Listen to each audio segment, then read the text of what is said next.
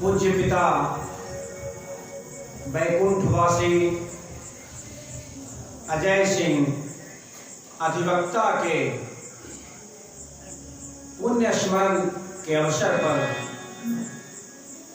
7 दिवसीय राम कथा के चौथे दिन की कथा हम लोग प्रारंभ करें।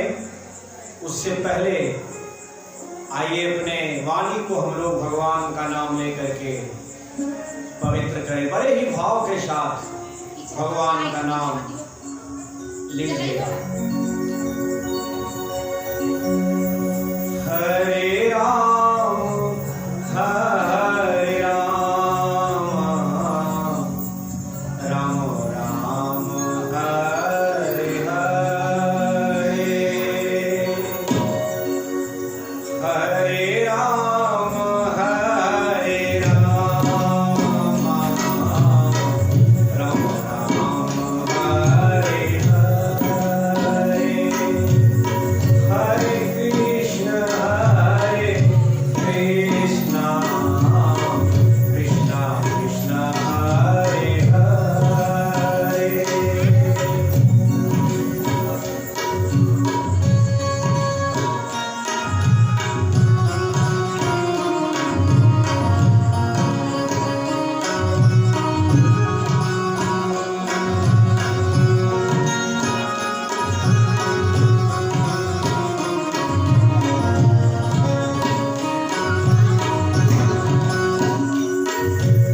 हरे राम हरे राम,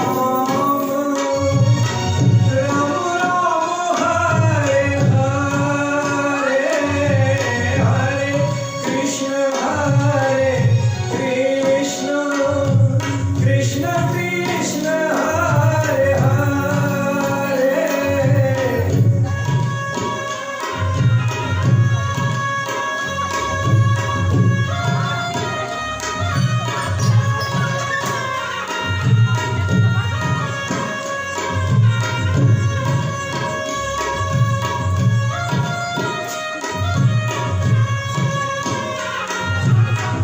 हरे राम हरे राम, राम राम हरे हरे, हरे कृष्ण कृष्ण कृष्ण हरे हरे।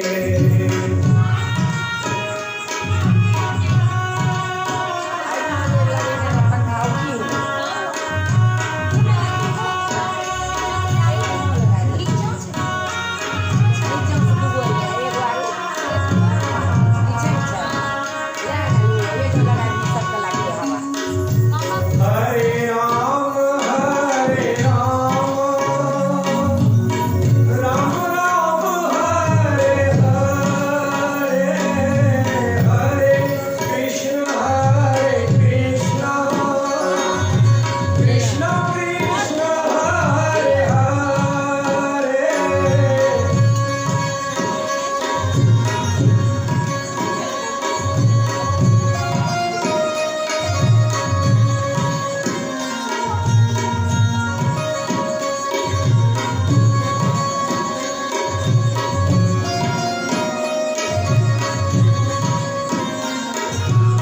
हरे राम हरे राम, राम राम हरे हरे, हरे कृष्ण कृष्ण कृष्ण हरे हरे।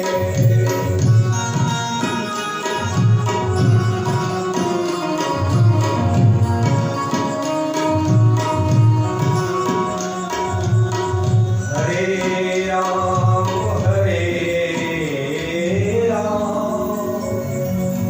राम राम हरे हरे, हरे कृष्ण कृष्ण कृष्ण हरे हरे।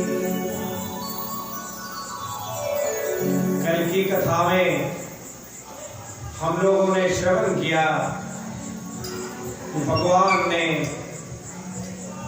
माता अहिल्या का उद्धार करने के बाद जनकपुर वासियों पर कृपा की।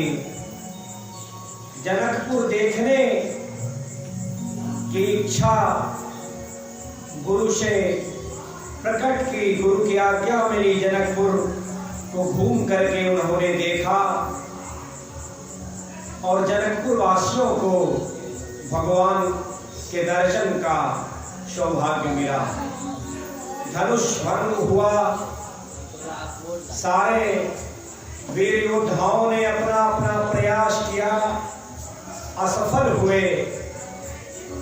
और जब सबको अवसर मिल गया तब भगवान ने गुरु की आज्ञा पाने के बाद धनुष को तोड़ा। माता जानकी ने वरमाला श्री राम को पहनाया। जनकपुर से ये समाचार अवधपुर आया। राम जी की बारात सजी, बारात ऐसी थी कि दुल्हा के बगैर ये बारात। बारात वहां पर पहुंचने के बाद ये तय हुआ कि चारों भाइयों का शादी हो जाए। चारों भाइयों की शादी हुई और बहुत दिन वहां रहने के बाद विदागरी किया गया। अयोध्या में बड़ा ही आनंद है, आनंद और उत्सव का माहौल है। अब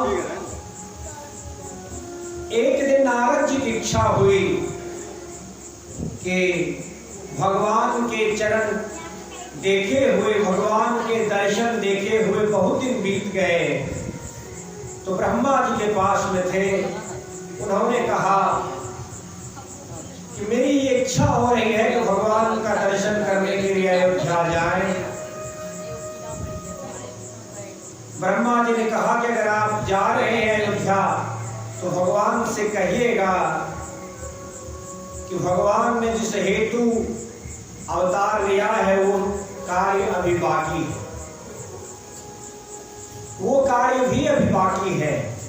बहुत सारे कार्य भगवान ने किए, बालचरित किया, तारका का उद्धार किया, माता अहिल्या को ताड़ा, धनुष भंग किया, लेकिन अभी माता धरती के भार को कम करना है। नारद जी आए भगवान से मिलने। नारद जी ने ब्रह्मा जी की विनती को भगवान को सुनाया। माता सीता और प्रभु राम में ये मंत्रणा होने लगी कि किस प्रकार से बन जाया जाए, क्योंकि बन जाने के बाद ही निशाचरों का नाश होगा और निशाचरों के नाश होने के बाद ही धरती का भार कम होगा और धरती पर धर्म की स्थापना होगी। समय बीतता चला जा रहा था। एक दिन सिंहासन पर बैठे हुए महाराज दशरथ ने एक दर्पण मंगा करके अपने चेहरे को देखा। वैसे आज तक, आज के पहले महाराज दशरथ कभी भी जब सिंहासन पर रहते थे तो दर्पण में अपना मुख नहीं देखते थे, पहले से ही दर्पण में अपना मुंह देखकर आया करते थे। लेकिन जब भगवान को ये लगा, परमात्मा को ये लगा कि अब रावण के पास जो शेष आयु है वो 14 साल का है और भगवान को भी जो कार्य वन में करना है उसमें लगभग 14 साल लगेगा, तो दशरथ जी ने अपने आप को दर्पण में देखा। मुकुट को सीधा कर रहे थे तो कान के पास कुछ उजले केस नजर आए। महाराज दशरथ को ये मन में बात आई कि मानिए ये उजला केस जो है ये हमें संदेश दे रहा है कि बहुत दिन तक हमने अयोध्या का राजकाज संभाला, अब उचित समय आ गया है। मंत्रियों का भी ये मत है, सारे रानियों का भी ये मत है, अयोध्या वासियों का ये मत है, और विशेषकर माता कैकेयी का ये मत है, इच्छा है कि राम को युवराज बनाया जाए। इस भावना को लेकर के महाराज दशरथ वशिष्ठ जी के पास गए कि हे गुरुदेव, मेरे जीते जी अगर मेरी एक इच्छा पूरी हो गई तो फिर मुझे लगेगा कि मुझे जीवन में अब देखने को कुछ नहीं रह गया। ऐसी भावना महाराज दशरथ के मन में इसलिए आई कि पिछले कुछ समय से महाराज दशरथ दुःस्वप्न देख रहे थे। स्वप्न देखने का क्या फल है? जब ज्योतिष को बुलाया गया तो ज्योतिष ने कहा कि महाराज, अब आपके पास शेष आयु बहुत ही कम है। इस बात पर विचार करते हुए भरत जी और शत्रुघ्न जी कई देश में थे और महाराज के मन में ये लगा कि अगर हम अपने कुटुंबियों को या भरत और शत्रुघ्न के आने की हम अगर प्रतीक्षा करने लगेंगे तो समाचार जाना आना तो लगभग 12-14 दिन इसमें बीत जाएगा और हमारे पास समय उतना नहीं है।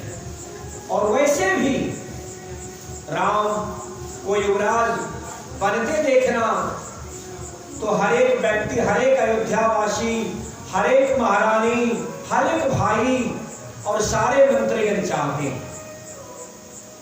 जब अपनी इच्छा व्यक्त की महाराज ने, गुरु वशिष्ठ ने राज तिलक की तैयारी करने को कही। दशरथ जी ये चाहते थे कि माता कैकेयी को ये समाचार मैं स्वयं सुनाऊं, क्योंकि उनकी इच्छा ये रहा करती थी। उन्होंने कई बार हमको कहा था कि राम को आप युवराज कब बनाइएगा, राम को आप युवराज कब बनाइएगा, तो मैं स्वयं जाकर के ये समाचार कैकेयी को दूं कि हे कैकेयी, तुम्हारी जो इच्छा वर्षों से थी अब वो इच्छा कल पूरी होने वाली है। अयोध्या में राम को युवराज बनाने की तैयारी प्रारंभ हुई। राजमहल में भी भगवान को युवराज बनाने की तैयारी प्रारंभ हुई। ये घटना भारत के उत्तर प्रदेश के अयोध्या में हो रही थी और इस घटना से प्रभावित स्वर्गलोक के देवता हो रहे थे कि अगर राम अभी अब युवराज बन जाएंगे तो पता नहीं क्या प्रयोजन बनेगा, क्या स्थिति परिस्थिति बनेगी कि भगवान बन जाएंगे, फिर निशाचरों से भगवान का युद्ध कैसे होगा और निशाचर कैसे मारे जाएंगे और कितना समय इसमें लग जाएगा। देवताओं ने माता सरस्वती से प्रार्थना की कि हे माता, सुबह में तो श्री राम को युवराज बनाने की बात है, तैयारियां प्रारंभ हो गई हैं और अयोध्या में इस वक्त ऐसा कोई नहीं है जो राम को युवराज बनते हुए देखना नहीं चाहता। अब आप ही कृपा कर सकती हैं। आप अयोध्या में जाकर के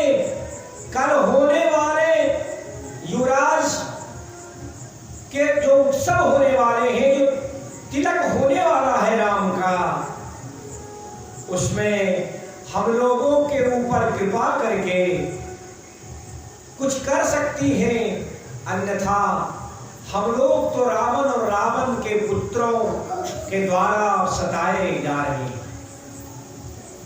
प्रारंभ में माता सरस्वती इस बात के लिए तैयार नहीं हुई, लेकिन माता सरस्वती ने इस बात को समझा कि राम की भी इच्छा अभी यही है कि इस क्षण में वो अयोध्या की राज सत्ता को संभालना नहीं चाहते।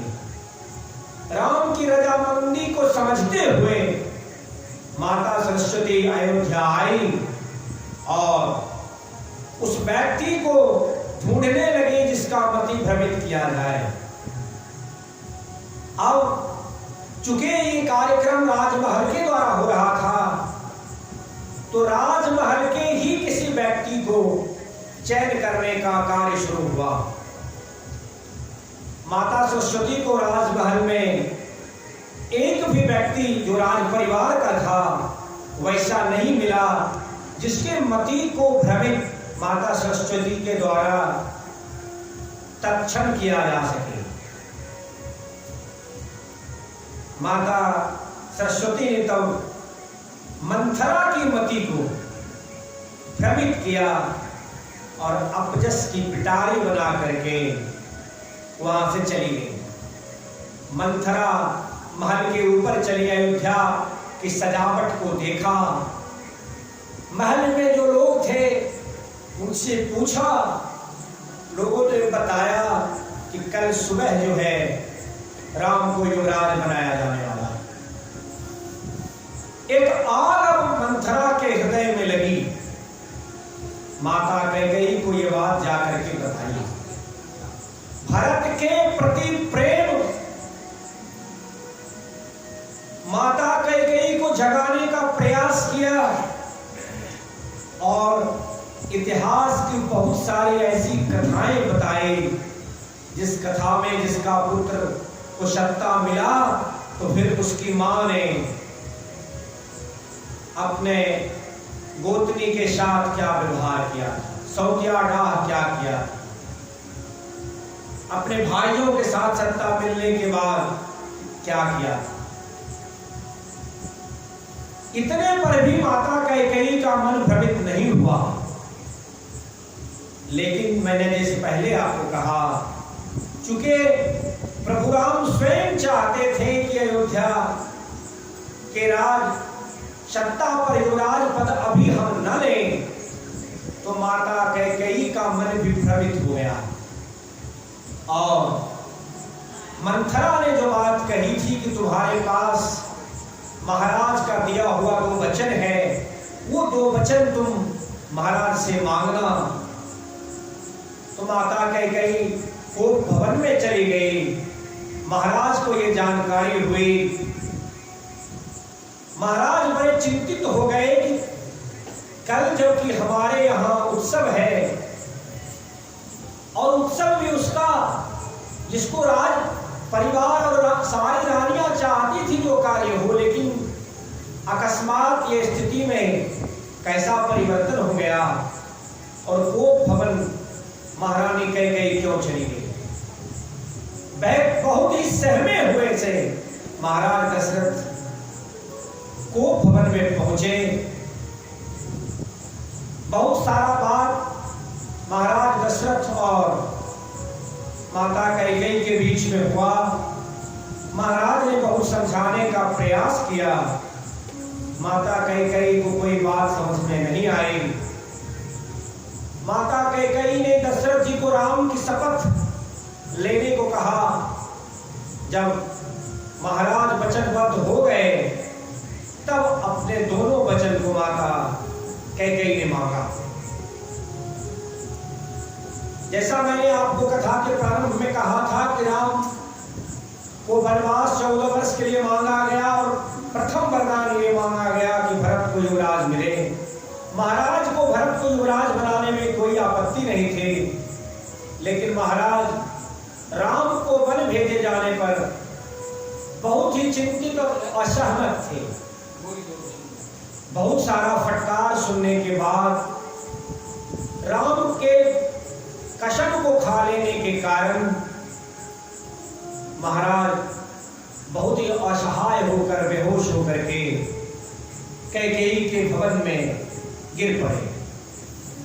सुबह हुई, सुमंत जी जब महाराज के दर्शन के लिए जाना चाह रहे थे तो उन्हें जानकारी मिली कि महाराज माता कैकेयी के पास में हैं। सुमंत जी ने जब महाराज की स्थिति देखी, महाराज ने कुछ नहीं कहा। माता कैकेयी ने सुमंत जी से राम जी को बुलाने के लिए कहा। राम जी आए और माता कैकेयी ने वरदान की दोनों बातें कही। राम जी बहुत ही अंदर से प्रसन्न हो गए कि जो हम चाहते थे अभी इस क्षण के लिए, वही कार्य माता कैकेयी ने मेरे लिए कर दिया। माता कौशल्या से आकर के भगवान ने बात बताई, और जैसा मैंने आपको कल भी कहा कि बोलना एक कला है, प्रस्तुति करने एक कला है। तो राम जी ने अपने माता से ये नहीं कहा कि हे माता, पिताजी ने मुझे वनवास दे दिया। राम जी ने कहा, हे माता, पिताजी ने मुझे वन का राज दे दिया। ये हमारे आप पर निर्भर है कि हम वन को राज समझते हैं या वन को वनवास समझते हैं। भगवान से अतिशय प्रेम करने वाले सारे लोग वन में थे। अयोध्या में भी प्रेम करने वाले लोग थे, लेकिन वन में तो भगवान से अतिशय प्रेम करने वाले लोग। अब आप कहेंगे कि संजीव किस आधार पर ये बात कह रहे हो? तो राम जी ने स्वयं कहा कि जो अयोध्या के वासी हैं, अति प्रिय मोहि यहाँ के वासी। कहाँ के वासी? अयोध्या के अति प्रिय हैं। लेकिन वन में माता सवरी को क्या कहा? नवधा भक्ति बताने के बाद कि हे माता सवरी, इस 9 प्रकार की भक्ति में कोई एक भक्ति भी अगर किसी को है तो फिर सो अतिशय प्रिय भामिनी मोरे और सकल प्रकार भक्ति दृढ़ तोरे।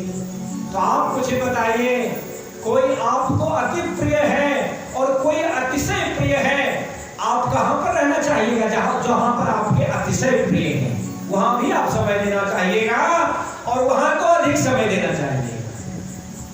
भगवान बगैर हर्ष और विषाद के अयोध्या से वन जाने के लिए तैयार हुए। और ये समाचार जो है माता जानकी को भी हुई। भारत के पत्नी का धर्म क्या है, ये समझने का प्रयास करिएगा। और इसीलिए हमने आज इस प्रसंग को विशेष करके चुना। पहले की बातों को आपको अति संक्षेप में मैंने कहा। माता जानकी को ये पता चली कि भगवान को वनवास दिया गया है 14 वर्ष के लिए। वो माता जानकी जिन्होंने कठोर भूमि पर कभी अपना चरण नहीं रखा, वो माता जानकी जो बंदर के चित्र को देख करके घर में डर जाया करती थी, उस माता जानकी के मन में क्या बंद है। और धन्य है ये भारत भूमि जहां पर ऐसे महान स्त्रियों ने ऐसे चरित्र किए। अगर उस चरित्र का कोई अनुसरण करे, थोड़ा सा भी अनुसरण करे, तो जीव अमर हो जाए। विवेकानंद को किसी ने पूछा कि आप मुझे वो उपाय बताइए जिससे हम 1000 वर्ष तक बचें। तो उन्होंने कहा कि ऐसी कीर्ति करो, ऐसा कार्य करो जो कार्य 1000 वर्ष तक रहे। हम लोग कथा को यहीं से प्रारंभ करते हैं। समाचार ते ही समय सुनी, सिय उठी अकुलाय, जाय शाशुपद कमल युगल, पंडित बैठ सिरुनाय। जानकी जी व्याकुल हो गई। हमको आपको लगेगा कि शायद इसलिए व्याकुल हो गई क्योंकि उनके पति बन जाने वाले। लेकिन गोस्वामी जी ने कहा जानकी जी की व्याकुलता इस कारण से नहीं है। जानकी जी की व्याकुलता क्या है कि चलन चहत बन जीवन नाथा, चलन चहत बन जीवन नाथा, के ही सुकृत सन हुए साथा, के ही सुकृत सन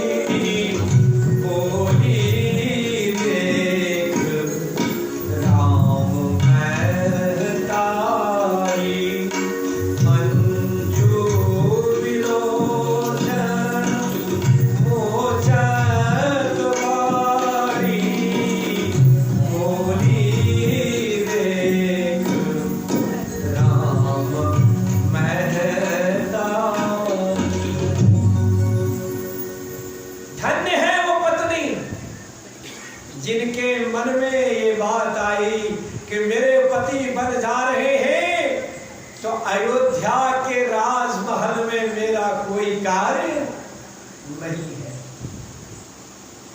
मन में ये प्रश्न आए कि हमारे प्राणनाथ जो है, हमारे जो प्राण हैं वो तो बन जा रहे हैं और मेरे लिए तो बन जाने की आज्ञा नहीं है। वरदान में मांगा नहीं गया कि राम के साथ सीता को ही वन भेजा जाए, तो मैं कौन से पुण्य के फल के प्रभाव के कारण अपने पति का सानिध्य पा पाऊं।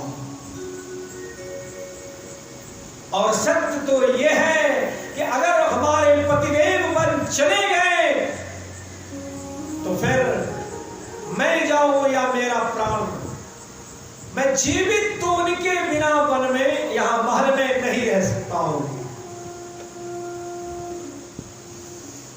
तो स्वामी जी ने कहा कि माता कौशल्या ने उनको देखा, इन परिस्थितियों को, और माता कौशल्या ने उनको समझाया कि जानकी तुम कितना धन्य हो कि तुम राजाओं में श्रेष्ठ राजा जनक के पुत्र हो। तुम कितना भाग्यवान हो कि सूर्य कुल के सूर्य तुम्हारे ससुर हैं। तुम कितना भाग्यवान हो कि श्री राम चंद्रमा रूपी प्रभु राम श्री राम जगत के मालिक तुम्हारे पति हैं। गोस्वामी जी ने कहा, बहुत सारी बात माता कौशल्या ने समझाने का प्रयास किया, लेकिन माता जानकी के मन में संतोष नहीं हो रहा।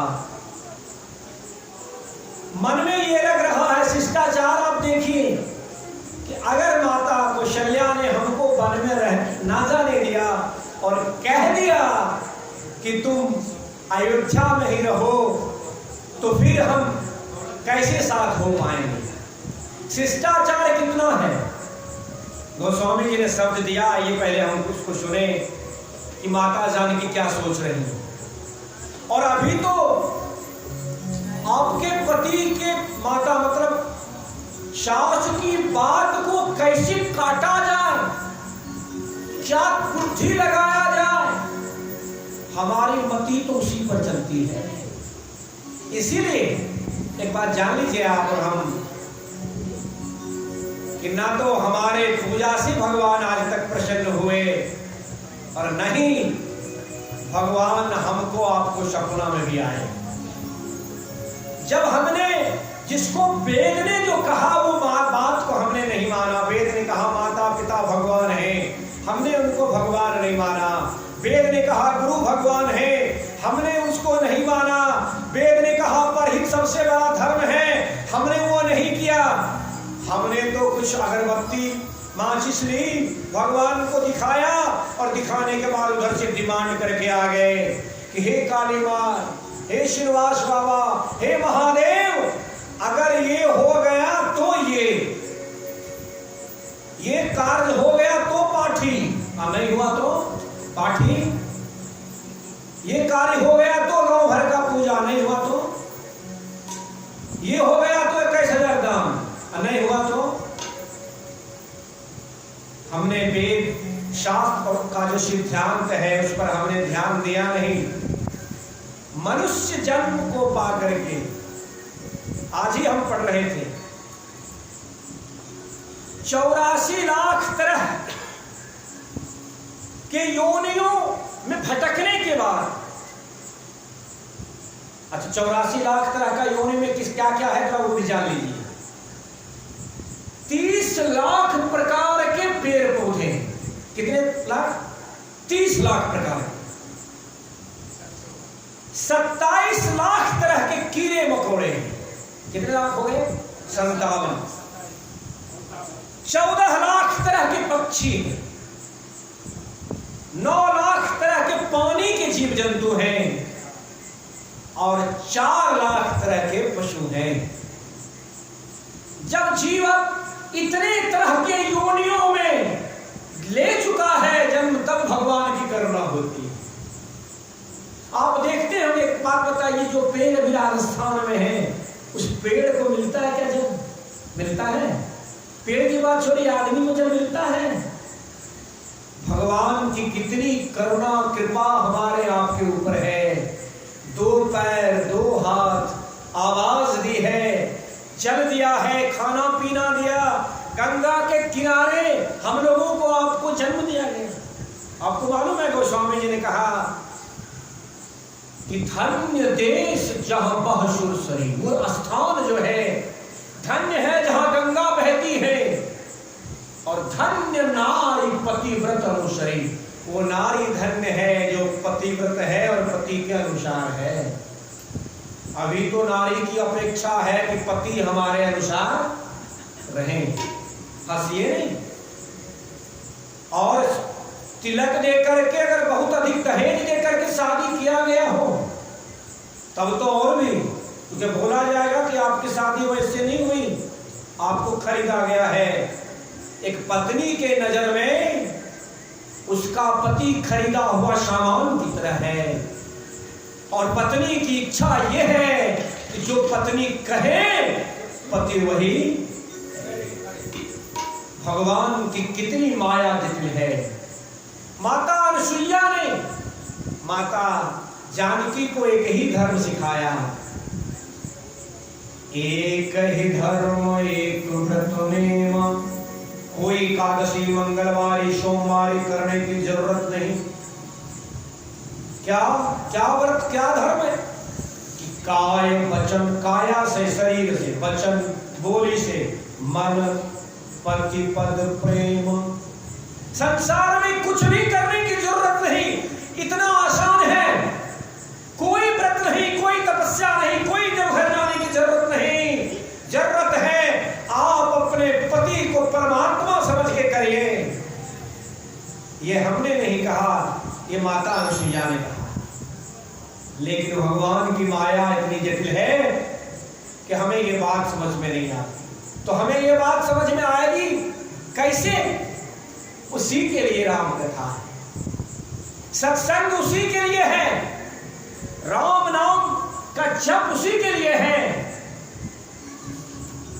और हम तो अवगुण को लिए हुए, अपने अवगुण को बढ़ाते हुए लिए हुए नहीं। जो अवगुण है वो तो है, प्रत्येक दिन हम अपने अवगुण को बढ़ाते जा रहे हैं। अवगुण में कमी कैसे हो, डिटर्जेंट कैसे मिले, साबुन कैसे लगे, राम नाम से, कथा से, सत्संग से, परहित से, वो पूंजी को हम करने के लिए तैयार ही नहीं है। आइए हम लोग भगवान से प्रार्थना करें। और एक बात जानिए, अगर भजन आप हमारे पीछे पीछे ना कह सके तो भाव के साथ कम से कम ताली की सेवा भजन में आप करिए। भगवान से सब मिलकर के कहिए, सब लोग कहिए। अगर नाथ देखोगे अवगुण हमारे,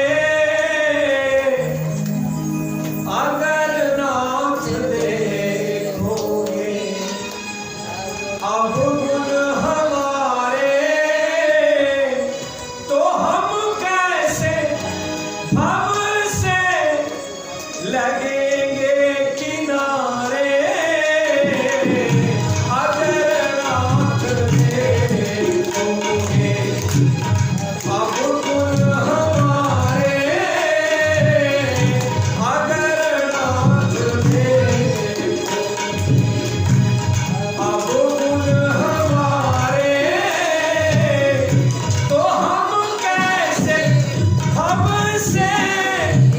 लगेंगे किनारे।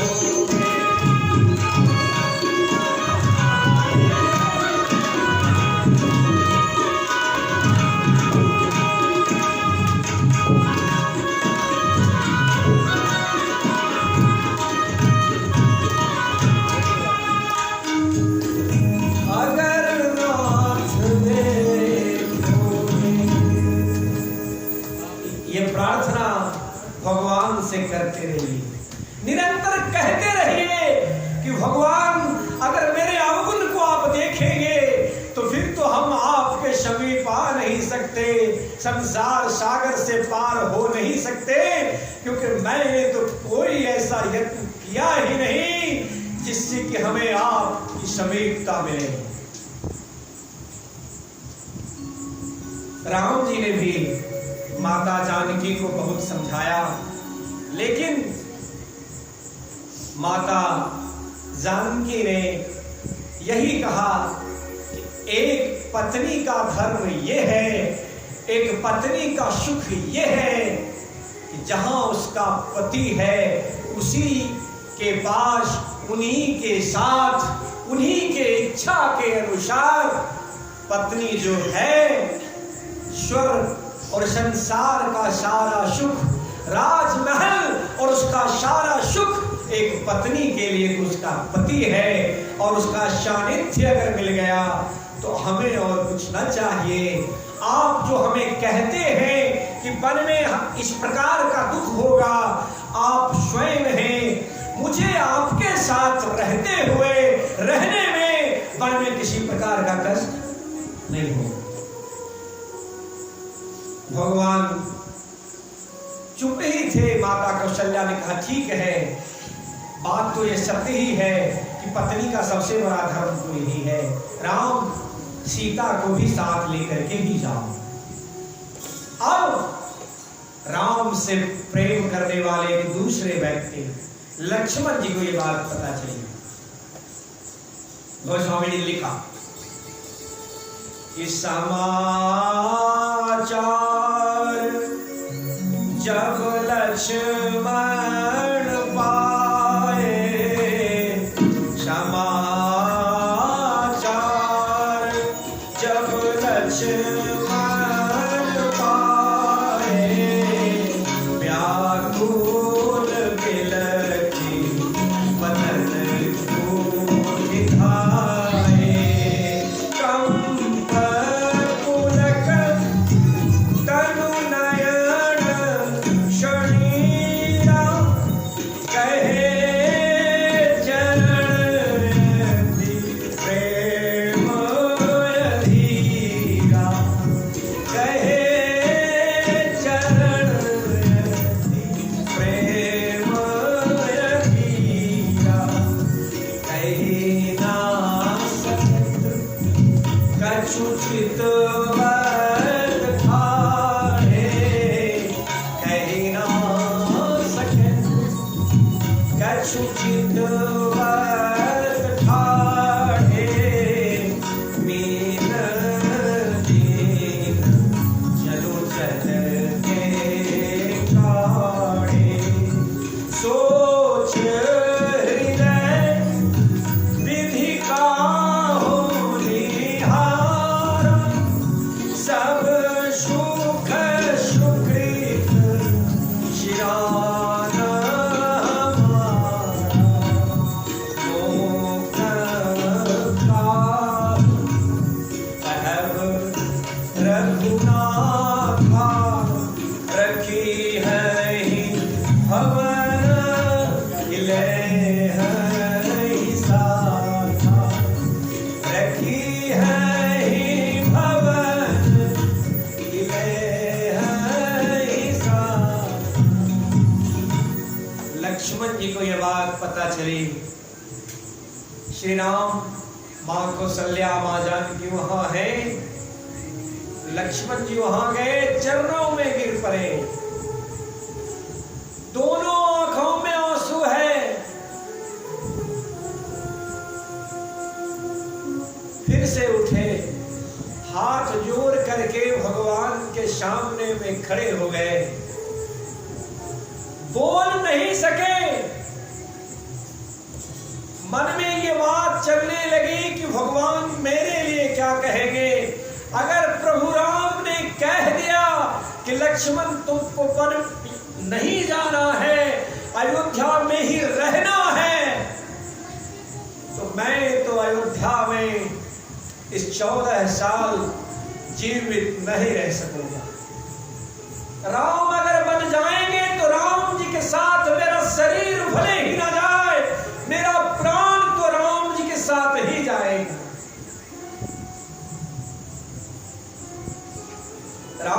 सारी परिस्थिति को, लक्ष्मण जी के भाव को देखा। राम जी ने समझाया, लक्ष्मण, भरत और शत्रुघ्न भी अयोध्या में नहीं है। बन जाने की बात मेरे लिए है। पिताजी बहुत ही सोच में हैं और तुम्हारा धर्म ये है कि तुम अयोध्या में रह करके अयोध्या को संभालो, माता पिता को संभालो। लक्ष्मण जी ने कहा कि भैया आपने अच्छी बात कही, ये मेरा धर्म है कि माता पिता को संभालो, लेकिन मैंने तो माता पिता सब कुछ आपको जाना है। मेरे लिए तो माता पिता सर्वस्व में आप ही हैं। आप बताइए ये बात सत्य है या नहीं है? मैंने अपना माता पिता आज तक आपको माना है या नहीं माना? राम जी निरुत्तर हो गए। बोले ठीक है, तो जाओ सुमित्रा माता से आज्ञा लेकर के आ जाओ। और धन्य है लक्ष्मण जी की मां, माता सुमित्रा। जब लक्ष्मण जी ने यह बात कही कि हे माता, मैं भैया के साथ बन जाना चाहता हूं। माता सुमित्रा ने कहा, लक्ष्मण, सत्य तो यह है कि तुम्हारे भाग्य के कारण सीता और राम बन जाएंगे। इसका अगर शाब्दिक अर्थ समझिएगा तो ये कि हे लक्ष्मण, अगर राम लक्ष्मण बन जा रहे हैं तो तुम्हें वन में माता सीता और राम अगर बन जा रहे हैं तो तुम जब बन जाओगे तो राम और सीता का सेवा करने का अवसर केवल तुम्ही को मिलेगा। पहली बात। दूसरी बात, अगर इसके तत्व को समझने का प्रयास करिएगा तो ये भी है कि लक्ष्मण, धरती को तो बेटा तुमने उठा करके रखा है और धरती खुद व्याकुल है पापियों के भार से। तो सीता और राम बन जा रहे हैं तो बन जा करके जब निश्चर का नाश होगा तो तुम्हारे ऊपर भार कम। और लक्ष्मण, एक बात और समझ लो बेटा कि पुत्रवती कोई अपने आप को वो समझे। ये कौन कह रही है? एक मां, लक्ष्मण की मां। कोई भी कन्या, कोई भी महिला अपने आप को पुत्रवान तब समझे जब उसका पुत्र राम से प्रेम करने वाला हो। आइए गोस्वामी जी ने क्या शब्द दिया, इस पर हम लोग सुने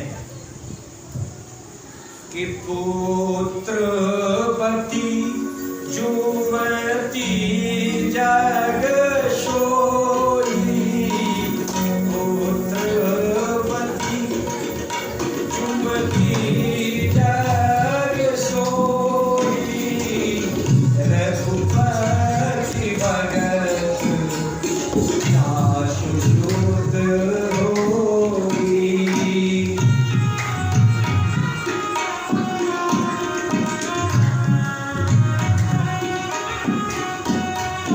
लता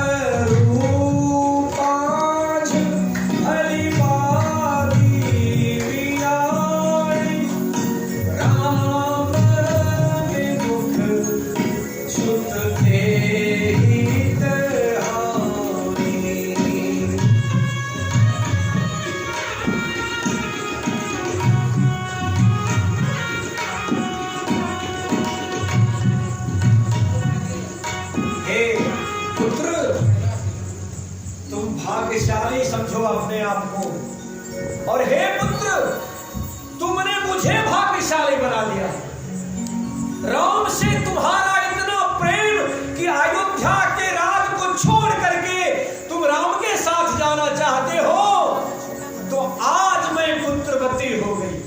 मुझे पुत्र होने का, मुझे माता होने का गौरव आज हमको मिल गया कि मेरा लक्ष्मण राम से इतना प्रेम करता है कि अयोध्या के सारे सुख को छोड़ करके बन जाने को तैयार है, बन जाने को तत्पर है।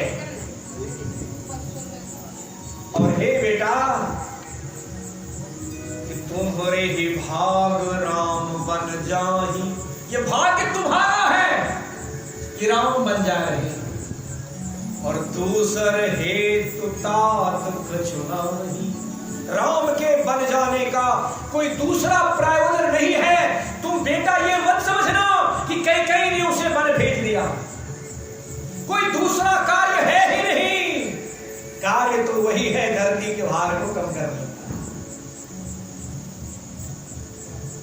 और हे बेटा,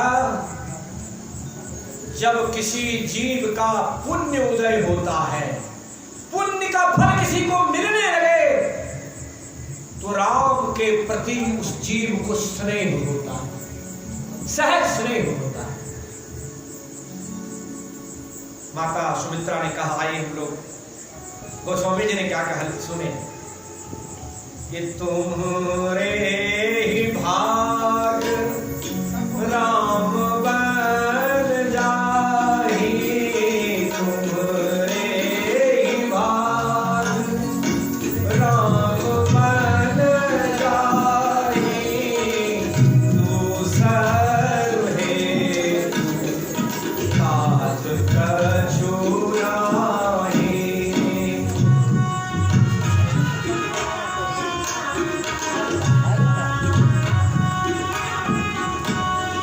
सकल सुकृत कर बड़ फल हो, राम सिय पद सहज समेत हो।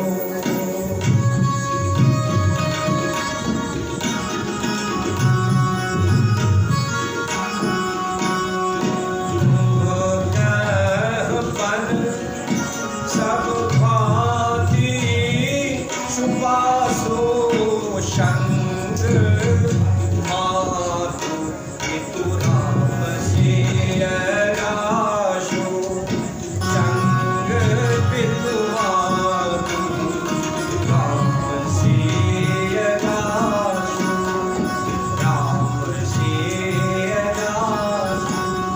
हे पुत्र, अभी से तुम्हारे पिता और माता राम और सीता हैं। और मैं एक उपदेश देती हूं बेटा, तुम वन में इतनी सेवा सीताराम की करना कि सीताराम को वन का याद ना आए। इतनी सेवा करना, ऐसी सेवकाई करना कि अयोध्या उन दोनों को स्मरण ना आए। तो स्वामी जी ने छंद लिखा, उपदेश यह जहि तात तुम्हारे, राम सिय सुख पावहि। उपदेश यह जहि तात तुम्हारे, राम सिय सुख पावहि। तुम्हारो प्रिय परिवार पूर सुख सुर जीवन बिसरावहि। तुलसी सुत ही सिख दे आयसु, दिन दुनिया शेष दई। तुलसी सुत ही सिख दे आयुष, दिन दुनिया शेष दई। विरल कमल सिंह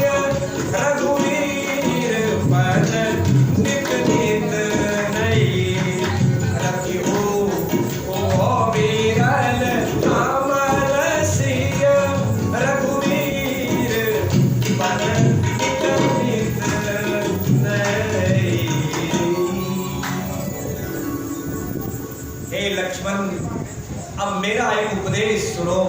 बोले श्याम रामचंद्र की। अपने आसपास के आदमी को जगाते रहिए।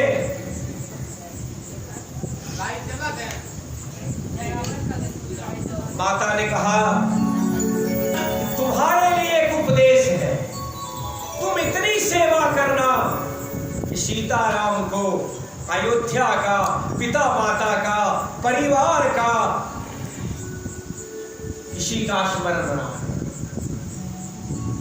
और फिर गोस्वामी जी ने लिखा कि पहले शिक्षा दी, फिर आज्ञा दी कि ठीक है जानो, और उसके बाद फिर आशीर्वाद दिया। वाह, क्या तीनों शब्दों को एक पंक्ति में लिखा। तुलसी सुत ही सीख दे मतलब पहले शिक्षा दी, फिर आयुष मतलब आज्ञा दी, ठीक है जाना, और उसके बाद फिर जाने का आशीर्वाद दिया। और जाने का आशीर्वाद के साथ साथ आशीर्वाद ये भी दिया कि हे पुत्र, तुम्हें श्री राम और सीता के चरण में प्रत्येक दिन तुम्हारी भक्ति बढ़े, ये एक माता का और ये मेरा आशीर्वाद। भगवान सीताराम जी और लक्ष्मण जी अयोध्या से चले। अयोध्या वासी भी साथ हो गए।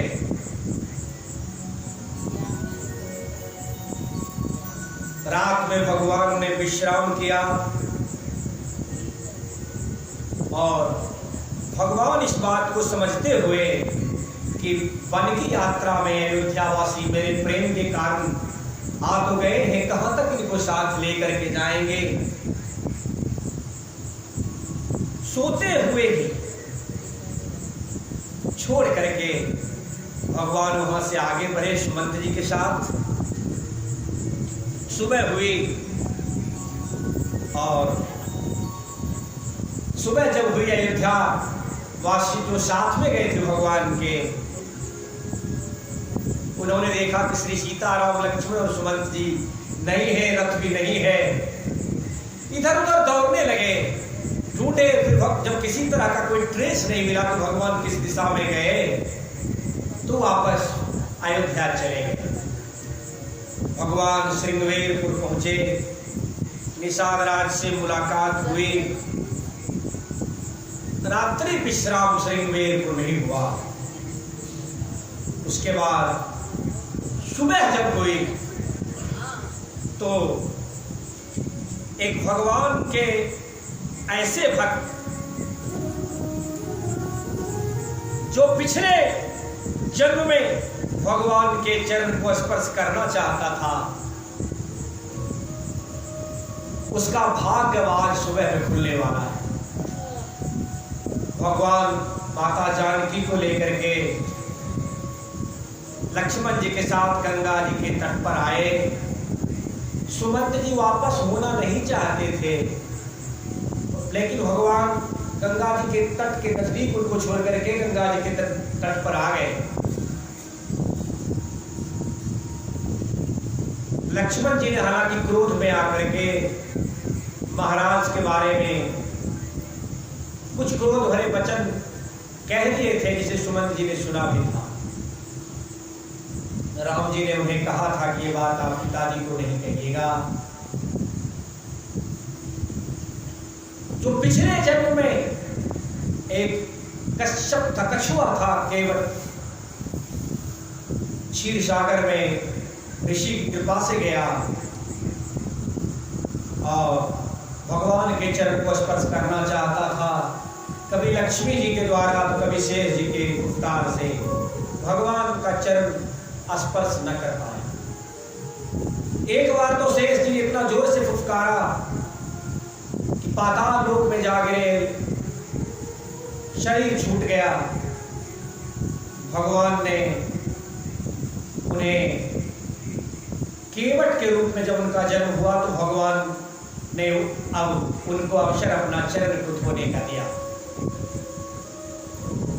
केवट कितने भाग्यशाली हैं कि गंगा के तट पर जिनके चरणों से गंगा निकली, माता जानकी के साथ और अनंत बलवंत शेषनाग के अवतारी लक्ष्मण जी के सामने में भगवान के चरण धोने का अवसर मिला। ब्रह्मा जी ने जब भगवान के चरण को अंगूठे के नख को धोया था तो वो गंगा ब्रह्मा जी ने अपने कमंडल में रखा। उस गंगा को शंकर जी ने अपने मस्तक पर रखा।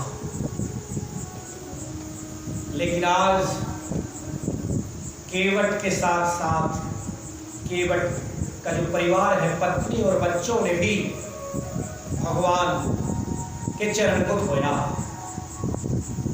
और चरण को धोया ही नहीं, भगवान को एक पैर पर रहने के लिए कहा। बच्चों के साथ, पत्नी के साथ केवट ने भगवान को घेर लिया। बोला, प्रभु पैर उठाइए, हमको देखने दीजिए जरा कि आपके पैर के नीचे में कोई धूल तो नहीं रह गया, धोने के बाद भी पोंछने दीजिए। तो स्वामी जी ने बड़ा ही सुंदर भाव कवितावली में इस प्रसंग पर दिया। भगवान ने केवट से नाव लाने के लिए कहा। तो स्वामी जी ने कहा, मांगी नाव। भगवान ने नाव मांगा कि भाई थोड़ा नजदीक आ जाओ। नाव लेकर के केवट थोड़ा सा किनारे से हल्का सा अंदर गंगा की तरफ है। केवट ने वहीं से कहा, मांगी नाव न केवट आना। बोला, प्रभु हम नहीं आएंगे। राम जी ने पूछा, क्यों नहीं आओगे भैया? केवट ने कहा, मैं आपके मर्म को जानता। राम जी को लगा, मैं रात्रि भर विश्राम सिंहवेरपुर में किया और सिंहवेरपुर का एक वासी मेरा मर्म जानता है। गोस्वामी जी ने लिखा कि जिस मर्म को लक्ष्मण जी नहीं जानते, लक्ष्मण हो यह मर्म न जाना, जो कछु चरित्र रचा भगवाना। लक्ष्मण जी की बात छोड़िए, वाल्मीकि जी ने प्रभु राम से कहा कि ब्रह्मा शिव सबको आप नचाने वाले हैं और वो भी आपके मर्म को नहीं जानते। लक्ष्मण जी के मन में भी लगा कि ये मर्म को जानता है, भगवान के मर्म को तो मैं भी नहीं जानता। राम जी ने पूछा, क्या मर्म जानते हो? केवट ने कहा कि मर्म ये जानता हूं कि आपने एक पत्थर पर अपना चरण लगा दिया था तो वो स्त्री हो गई और मेरी नाव उस पत्थर से कमजोर है। गंगा में बहुत दिनों से चल रही है, काठ पुराना हो गया है, कमजोर हो गया है। बगैर धोए अगर हमने आपको इसमें बिठा लिया और कहीं ये स्त्री हो गई, और वो भी स्त्री महात्मा जी लेके चले गए थे, तो फिर मुझे, मैं तो नाविक हूं, नाव खेने के अलावा मुझे कुछ आता नहीं।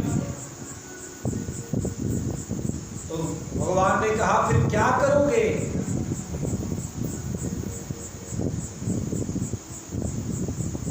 केवट ने कहा, आप मुझे कहिए कि मैं आपके चरण को धोऊं। मैं चरण धोऊंगा ये मैं नहीं कहूंगा। जो मुझे कहा केवट ने कि अगर आप पार जाना चाहते हैं, हमारे नाव से जाना चाहते हैं, तो फिर मोहि पद पदों पखार कहूं। आप कहिए कि केवट मेरे चरण को धो। भगवान संकोच में पड़ गए। हम कैसे कहें कि केवट तुम मेरे चरण हो? तो भगवान ने कहा कि ठीक है, बेगियान जल पाए पखार, जो तुमको अच्छा लगे वही तुम जल्दी से कर लो। इसके पहले बहुत सी प्यारी बातें, अटपटी बातें केवट और भगवान के बीच में हुई। आइए हम लोग 5-7 मिनट थोड़ा उस प्रसंग को भी सुने। जब भगवान कुछ बातचीत कह रहे थे तो केवट ने कह दिया कि प्रभु एक बात है, मैं आपको समझता हूं कि आप बन आए हैं, आप तपस्वी के रूप में हैं, आपको ऐसा लगता होगा कि मेरा तो कार्य यही है, मेरा व्यापार यही है, उतराई हम कुछ मांगेंगे। तो मैं जानता हूं आपके पास कुछ है नहीं और मैं आपसे उतराई नहीं मांगूंगा। भगवान चुप थे। तो केवट ने फिर ये कह दिया कि मैं एक बात बताता हूं, इस घाट से कुछ दूर पर एक घाट है जहां पर कि थोड़ा सा ही जल है, आप पार करके चले जाइए। और कवितावली रामायण में गोस्वामी जी ने लिखा, केवट ने क्या कहा, एही घाट थोड़ी दूर है, कटिलो जल थाल दिखाए हो जो। एही घाट से थोड़ी दूर है, कटिलो जल थाल दिखाए हो जो। वर्षे बगफूरी तरे तरणी, घरनी घर क्यों समुझाए हो जो। तुलसी अवलंब नयोर कछु, लरिका के ही भांति जियाए हो जो।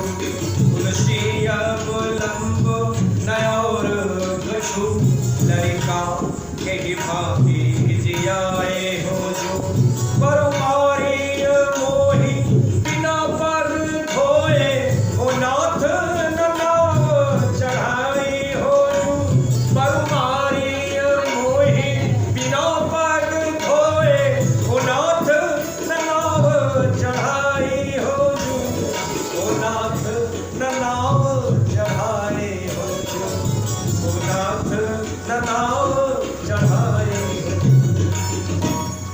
अगर मुझे लक्ष्मण जी मार भी दे तो भी मैं मरना स्वीकार करूंगा, आपके चरण धोए बगैर आपको गंगा के पार अपने नाव से तो मैं नहीं करूंगा।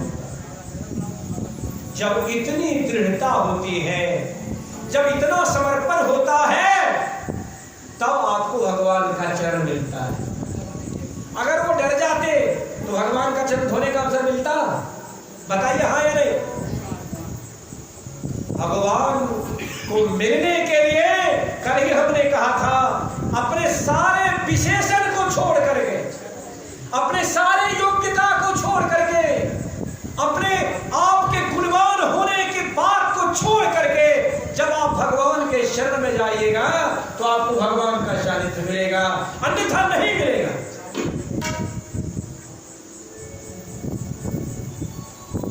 भगवान ने कहा कि ठीक है धो।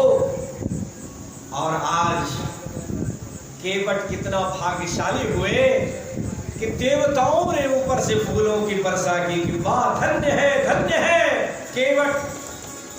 भगवान का जलपान, चरण जो धोया था उस जल को पान किया, अपने पिया, परिवार के सदस्य को पिलाया। फिर भगवान ने कहा तो चलो, बोले नहीं, मेरे घाट का एक नियम है, जो पहले आता है उसको पहले पार किया जाता है। तो बोले पहले तो मैं ही आया हूं। बोले नहीं प्रभु, मैं तो इस जल से अपने पूर्वजों को पार पहले कराऊंगा। तर्पण किया और फिर अपने पूर्वजों का उद्धार करके भगवान को उस पार ले गए।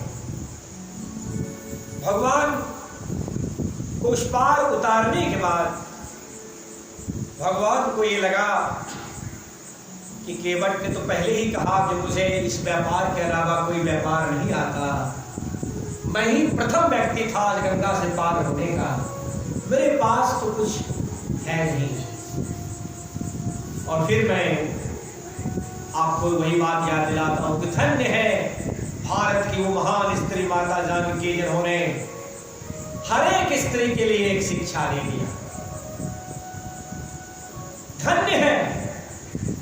गोस्वामी जी ने लिखा कि सिय पिय की ही जान निहारी।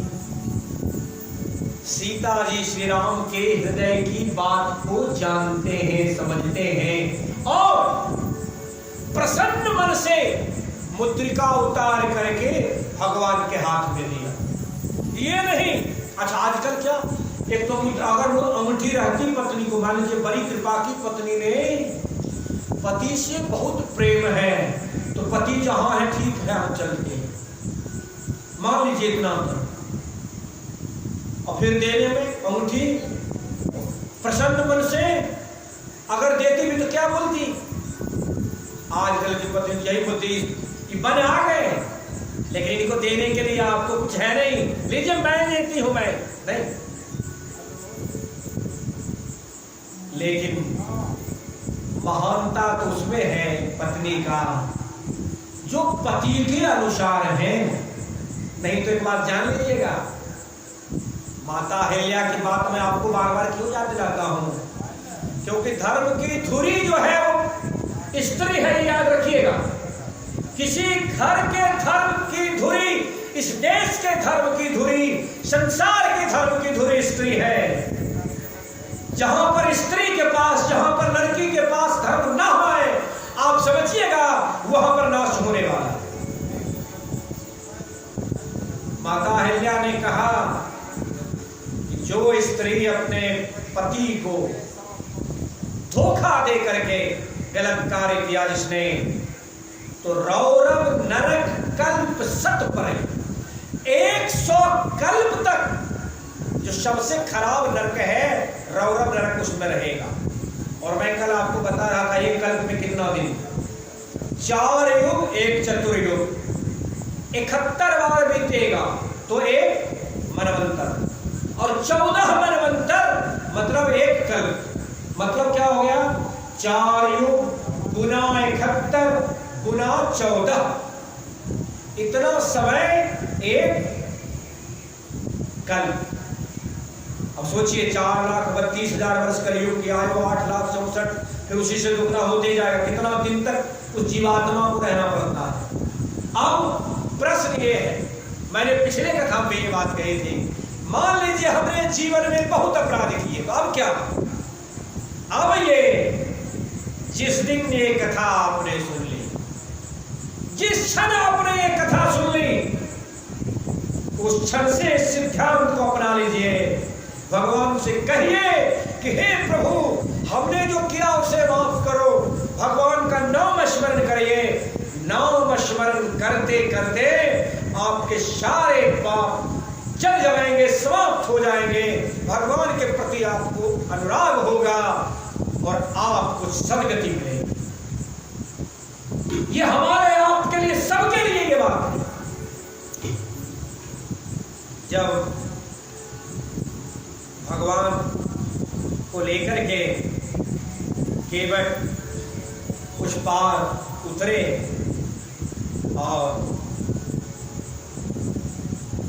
मुद्रिका देने लगे, तो केवट ने कहा, प्रभु मैं गरीब अवश्य हूं, लेकिन गिरा हुआ नहीं। मैं अपनी माता के अलंकार को, माता के गहने को ले लूं, मैं इतना गिरा हुआ नहीं। और अब आपको पार करने के बाद मुझे प्राप्त करने के लिए रहता क्या गया है? जो आप, जो संसार के मालिक आप, जिससे पूरा संसार मांगता रहता है, आपने मुझसे नाव मांगा। बताइए आपने कितना बड़ा मुझे बना दिया। मैं अब भी गरीब रह गया क्या? मेरी दरिद्रता समाप्त हो गई। अच्छा, दरिद्रता कैसे समाप्त हो गई? कबीरदास की पंक्ति को याद करेंगे तो, कबीरा सब जग निर्धना, धनवंता नहीं कोई, धनवंता ते ही जानिए, जिन राम नाम धन हो। जिनके पास राम नाम की पूंजी है, तो यहाँ पर तो साक्षात राम ही है केवट के सामने। प्रभु अब मुझे तो प्राप्त करने के लिए कुछ नहीं रहा। मैंने पूर्वजों को तारा, परिवार को तारा, अपने हम तर गए। अगर कृपा ही करनी है तो कृपा ये करना, जब मैं आपके घाट पर आऊंगा, मैंने आपको गंगा के इस घाट पर पार लगाया, आप उस घाट पर पार लगाइएगा।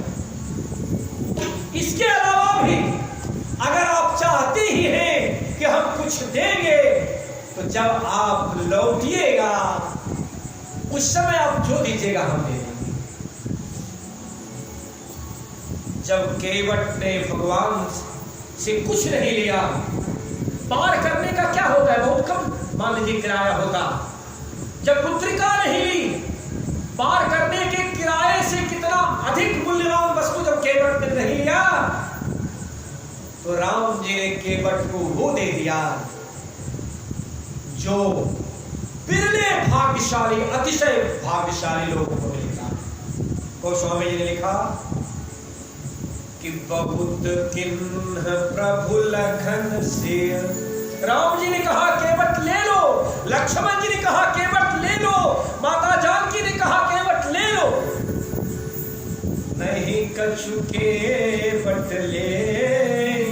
जब नहीं लिया केवट ने तो फिर भगवान की, जब हमारे पास भगवान से, मालूम है आपको, एक बात बताइएगा, ये मैं भी अपने आप को कहता हूं, हम और आप जो देवघर जाते हैं, कितने लोग गए देवघर में ये मांगने के लिए कि हे शंकर जी आपके चरणों के प्रति प्रेम हमको दीजिएगा।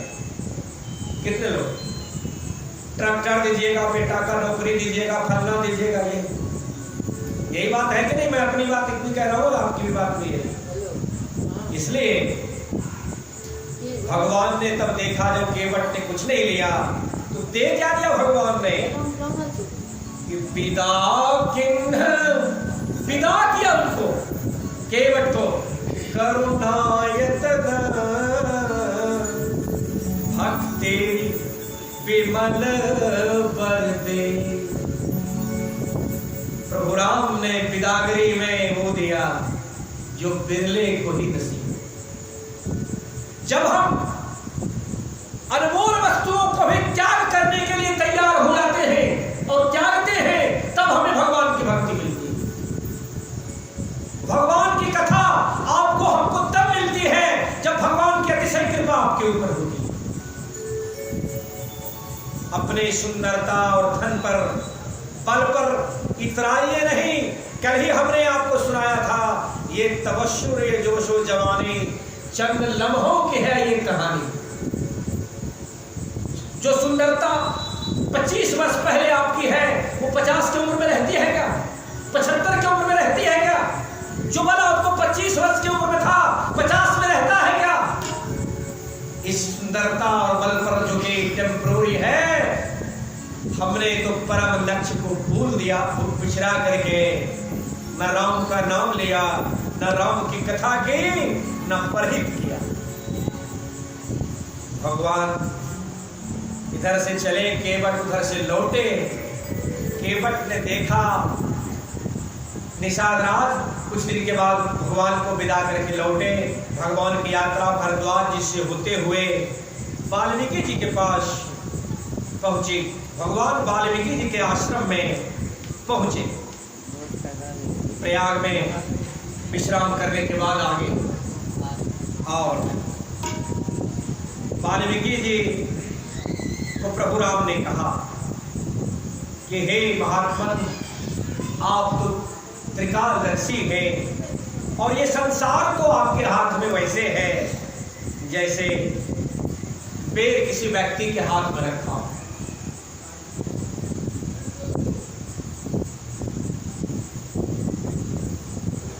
वाल्मीकि जी, प्रभु राम ने वाल्मीकि जी को प्रणाम किया, बहुत ही आदर और अपने आप को धन्य मानते हुए वाल्मीकि जी प्रभु राम से कहते हैं क्या कि राम, श्रुति से तो बालक राम तुम जगदीश माया जान के, श्रुति से तो बालक राम तुम जगदीश माया जान के, जो जगति जग पालती हर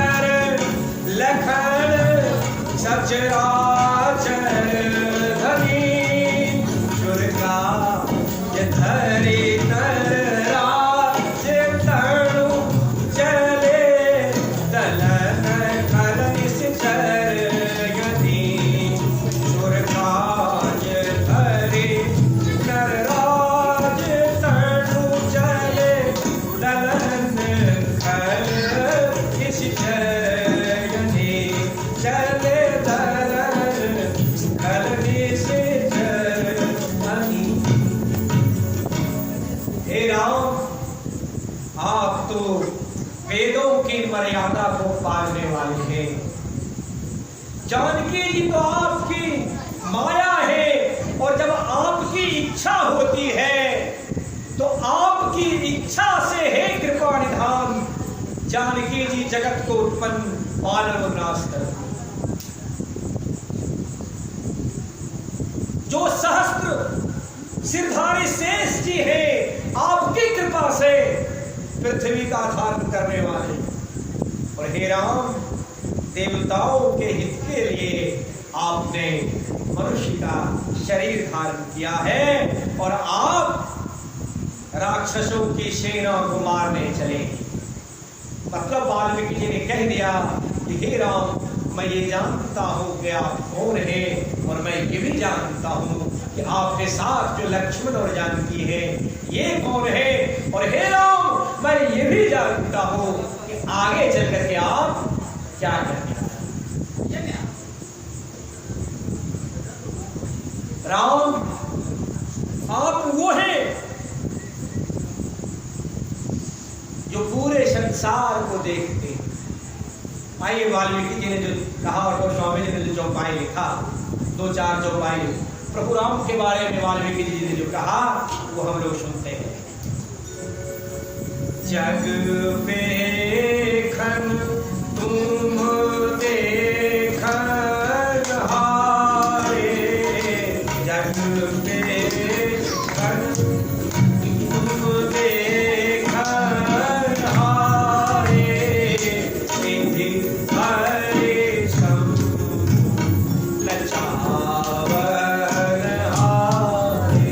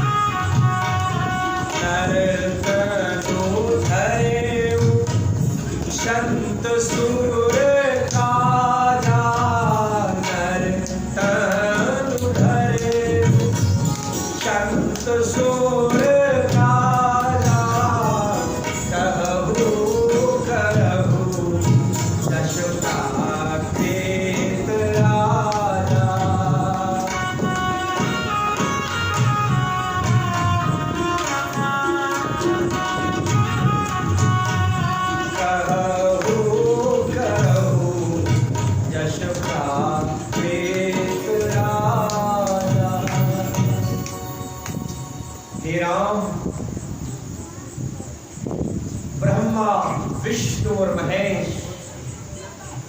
तीनों को तुम नचाने वाले हो, और वो तीनों भी तुम्हारे मर्म को नहीं जानते। तुम्हारे मर्म को कौन जानता है, लेकिन हे राम, जिस पर तुम्हारी कृपा होती है वो तुमको जानता। जिस पर आप कृपा करते हैं, जिसको आप जगाते हैं अपने बारे में, वो जानता है। और जिस पर जो आपसे प्रेम करता है, उसके प्रेम के वश में होकर के आप उसको जनाते हैं अपने बारे में। आपने नर्तन जो ये लिया है, ये संत के हित के लिए, देवताओं के हित के लिए, पृथ्वी के भार को कम करने के लिए, गौ की रक्षा के लिए, धर्म की स्थापना के लिए दिया है। और आप जो कार्य कर रहे हैं वो एक सामान्य मनुष्य की तरह जो आप बात कह रहे हैं, ऐसी बात नहीं। भगवान ने पूछा कि हे प्रभु, आप कहिए हम कहाँ रहें। वाल्मीकि जी ने कहा कि राम, मुझे एक बात तो आप बता दो, कौन सा ऐसा जगह है जहां पर आप नहीं। भगवान ने इसका उत्तर नहीं दिया, लेकिन अगर आपने पूछा है तो मैं आपको कहता हूं, वो स्थान कहता हूं जहां आप रहिए। और कहना शुरू किया तो पहला स्थान बताया। कौन सा स्थान? हे राम, जिनके कान तुम्हारी कथा को सुनने में नहीं अघाता हो, आप उसके हृदय में आकर के रहिए। चौथे दिन की कथा है। जो लोग यहाँ पर बैठे हैं, मन में विचार करिए कि कौन से लोग चारों दिन आए थे। घर में इतने कार्य, व्यापार इतने, कि हम राम की कथा में उचित समय पर नहीं आ सकते। राम की कथा अगर 7:30 बजे से प्रारंभ हो तो आप यहाँ 7:29 पे आ जाइए। पूछिएगा बेटा क्यों ऐसा कह रहे हो? अगर वहां पर भगवान ने ये बात निकाली कि जो 800 मिनट राम कथा सुना होगा उसको संसार सागर से पार कर देंगे, और आपका अगर 799 मिनट भी रह गया तो आप इसी पार रह जाइएगा। इसलिए जहां पर सत्संग हो, कथा हो, वहां पर 1 मिनट भी आपका बेकार न चला जाए। आप पहले आ जाइए, अपने कार्य को संभाल करेंगे। और वैसे भी ये कथा अब तो आपको 3 दिन और मिलने वाली है। कंपनी का काम वहां प्रारंभ हो गया है। समाचार पे समाचार आ रहा है जाने का, 7 या 8 को टिकट बनना है।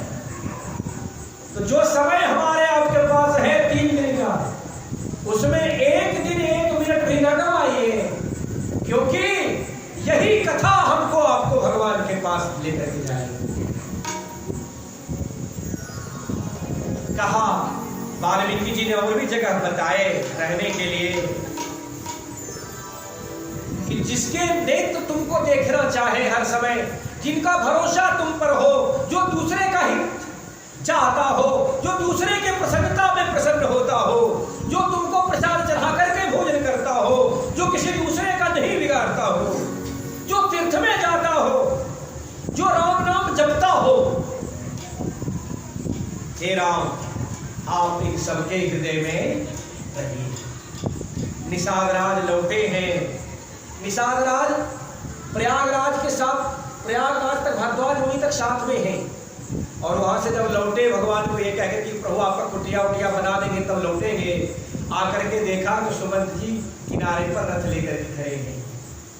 कुछ लोगों को साथ कर दिया और साथ करके सुमंत जी को अयोध्या के लिए वापस भेजा।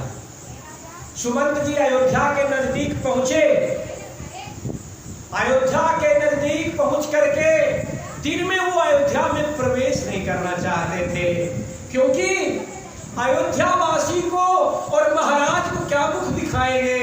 महाराज ने तो कहा था कि राम को बन दिखा करके ले आना। महाराज ने तो ये भी कहा था अगर राम ना आए तो लक्ष्मण और सीता को लेके आना, अगर राम लक्ष्मण ना आए तो सीता को लेकर के आना। और हे सुमन, अगर ये कार्य तुमने नहीं किया तो ये निश्चित मान लो कि मैं फिर जीवित नहीं रह पाऊंगा। संध्या होने की प्रतीक्षा सुमंत जी करने लगे।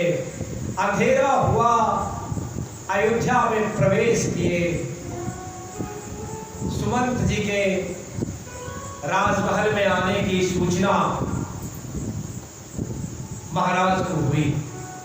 जो दशरथ जी अभी विगत 5-6 दिनों से कुछ भी उन्होंने खाया पिया नहीं था, मन में लगा कि सुमंत को हमने कहा था सुमंत तो बहुत होशियार है, चतुर है, कुछ तो कार्य करके आए होंगे, किसी न किसी को तो साथ लाए होंगे। गोस्वामी जी ने लिखा, धूप सुमंत लेम्हर लाए, गूढ़त कछु आहार जन पाई। हृदय से लगा लिया, सुमंत आ गए आ गए। और पूछा, तू वापस लेकर के आए या उन लोगों पर ही चला गया? लिखा, आने हो फेर की बन ही सिधाए। लौट करके तुम उनको लाए या वो लोग बन ही चले गए? सुमंत के साथ वहां पर तो कोई नहीं है, सुमंत जी ही हैं। समझ गए कोई वापस तीनों में नहीं आया।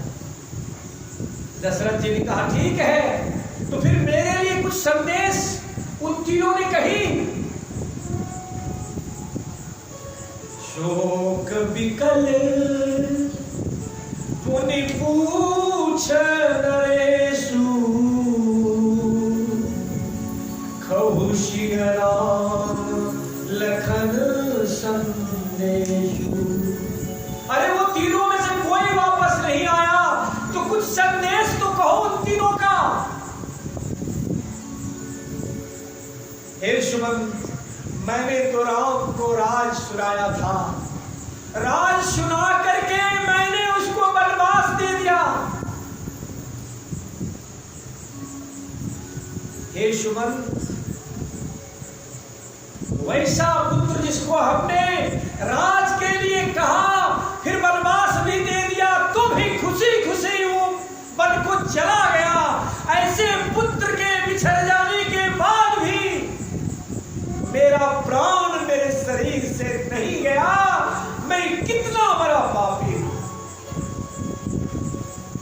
और स्वामी जी ने कहा कि सो सुत बिछुरत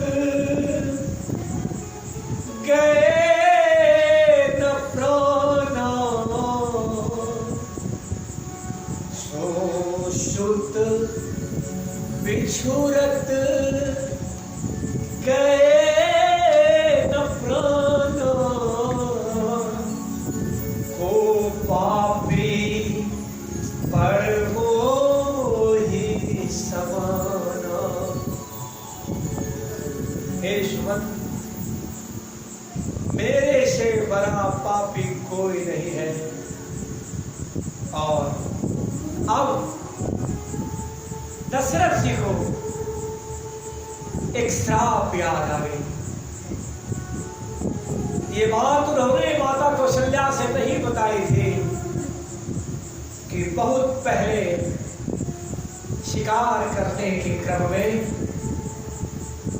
उन्होंने जानवर समझ करके एक शब्द वेदी बाण चला दिया था, और उस बाण के कारण एक व्यक्ति नहीं 3 व्यक्ति की मृत्यु हो गई थी।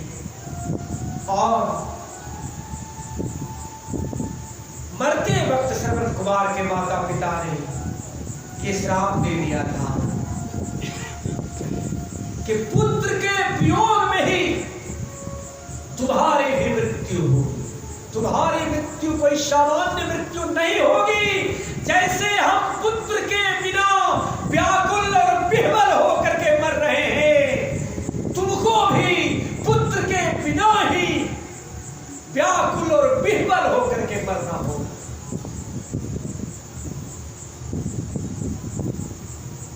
सारी कथा उन्होंने सुनाई। वो स्वामी जी ने कहा कि जब सारी बात उन्होंने माता कौशल्या को सुना दी, गोस्वामी जी ने चौपाई लिखा भयो विकल वर्णत इतिहासा राम रहित एक जीवन आशा शोतनु राखी करम मैं कहा जेहिना प्रेम प्रणमोर विवाह। मैं अब शरीर को रख करके क्या करूंगा जिस शरीर ने मेरे राम के प्रेम प्रण को नहीं रखा। मेरे शरीर से तो प्राण उसी समय निकल जाना चाहिए था जिस समय राम अयोध्या को छोड़ करके मर चला गया। और दशरथ जी ने कहा हार हुनंदन प्राण प्रीते तुम बिन जियत बहुत दिन बीते। जानकी लखन रघुवर वितुहित चित चातक जलधर। हे प्राण प्यारे रघुनाथ तुम्हारे बिना जीते हुए बहुत दिन बीत गए। हा जानकी हा लक्ष्मण हा रघुनाथ हे पिता के हित हे पिता के बात को रखने वाले पिता के धर्म को रखने वाले पिता का हित जिससे हो वो कार्य करने वाले राम तुम्हारे बिना बहुत दिन बीत गए। और बीता था कितना दिन 6 दिन। हमारा आपका जीवन बीतता चला गया राम के प्रति प्रेम हमें नहीं हुआ। लेकिन दशरथ जी को 6 दिन राम के बिना उनका जीवन नहीं रहा। गोस्वामी जी ने लिखा मानिए 6 दिन के लिए दशरथ जी ने एक बार राम का नाम लेकर के राम राम कही राम कही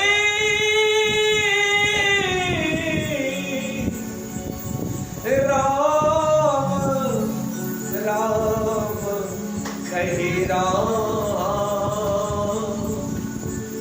तनु परिहरि रघुबर बिरह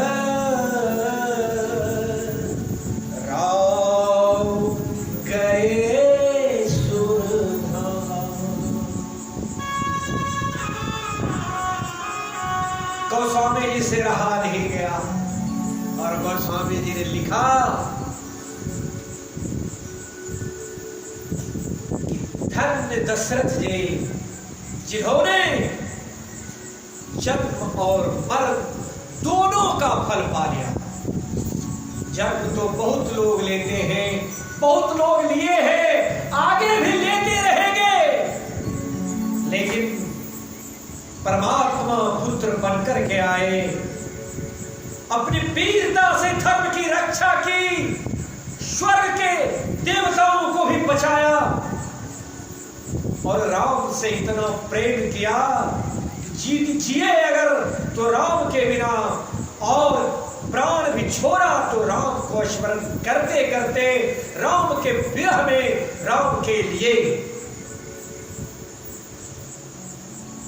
गोस्वामी जी ने लिखा जीवन मरण फल दशरथ पावा अंड अनेक विमल यश छावा। जियत राम विधु बदन निहारी राम विरह करे मरण दर्द। हमें तो दुख, हमें तो रोना किसके लिए आता है? अपने उस संतान के लिए। आपको मालूम है, कोई माता पिता और माता पिता छोड़िए, कोई पति और मेरे जैसा पति जिसके शहर में समझिए ज्यादा हो, उसको भी दिन में मीठा बात ही सुनने को मिलेगा, इसकी कोई गारंटी नहीं। जिसको आप अपने जीवन का सर्वस्व कमा करके दे दीजिएगा, सर्वस्व देने के बाद भी आपको प्रिय वचन सुनने को मिलेगा, इसकी कोई गारंटी नहीं। लेकिन एक बात की गारंटी अवश्य है कि अगर आप राम से प्रेम 5% करेंगे तो राम आपसे प्रेम 50%। अपने पुत्र से किया हुआ प्रेम सफल होगा कि नहीं होगा, पुत्र हमारे प्रति प्रेम रखेगा या नहीं, इस बात की कोई गारंटी नहीं। लेकिन राम से अगर कोई प्रेम करेगा तो राम उस प्रेम को छोड़ते नहीं। गीता में भगवान ने कहा कि कोई भक्त अगर हमको स्मरण करता रहता है और अंत समय में अगर वह स्मरण नहीं कर पाता है तो मैं उसका स्मरण कर देता। आइए हम लोग कथा को आज यही विश्राम देते हैं। आइए हम लोग हनुमान चालीसा